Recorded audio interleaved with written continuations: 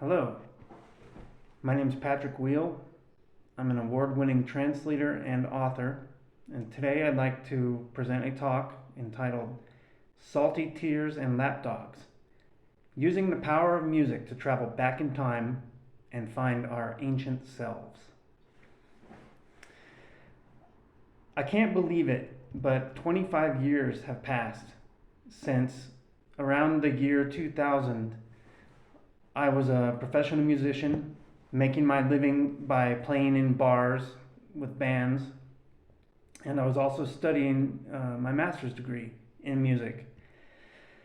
And for the master's degree program, one of the things we had to do, unbelievably, was write a paper, a master's thesis. My master's thesis was on music therapy.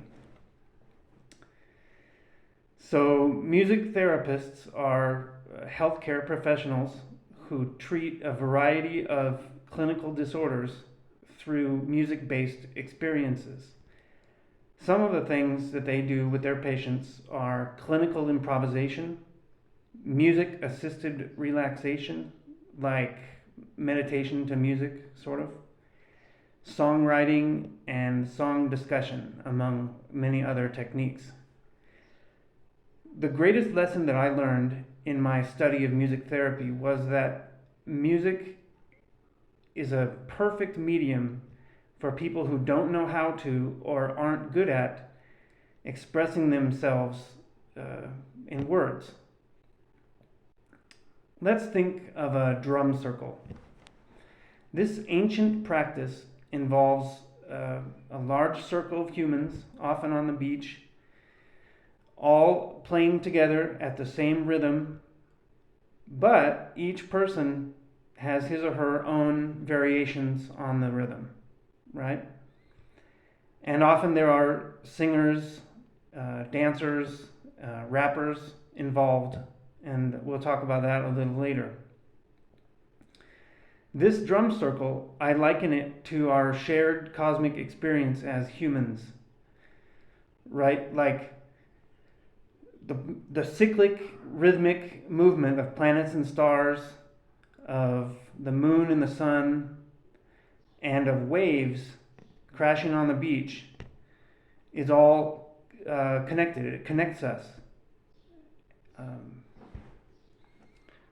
Why do people go to the sea on vacation, right? Like, why do they spend so much money just to stay for a few days to listen to the waves crashing?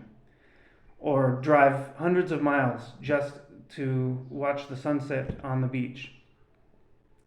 It's because that's where we're from, right? This is our source. I believe it's proven fact that we crawled out of the ocean and evolved into humans over millions of years, right? Like, why are our tears salty? Our blood, too. Another thing that connects us all living beings, be they plants or animals, is the breath of life. This is another rhythmic, musical experience. Also the heartbeat, right? Plants also have heartbeats, although it's not as pronounced as those that are found in human or animal torsos. But there's got to be some pulse that drives the sap and the nutrients from the roots to the leaves. I read somewhere that early humanoid language was somewhere between music and speech, right? And we see this still in animals. Dolphins, birds, even dogs. Like, I have a pug. Her name is Maggie, and she is very smart, and she talks in some sort of this musical language. I heard that that's how early humanoids, not humans, but humanoids communicate with each other. So we're connected to the animal world as well. For example, I have another pug. Her name is Milling, and she's my favorite of all the pugs that we have in our house. And as a writer, she spends a lot of time here on my lap while I write, or curled up between my legs as I read. And I get more hugs and kisses from Milling than I deserve, right? Like I don't know how I'd make it through some days without this wonderful, loving animal. So this is another kind of therapy for people, pet therapy. People even bring their dogs on airplanes, which I can't believe, but they do. Let's return now to the drum circle that I mentioned earlier. We said that there are often dancers, singers, rappers. I live in Mexico, where it's very far from where I'm originally from. I'm originally from California. So I've kind of been adopted by my wife's family. At their house, we've had over 200 small family gatherings over the years, over 20 years.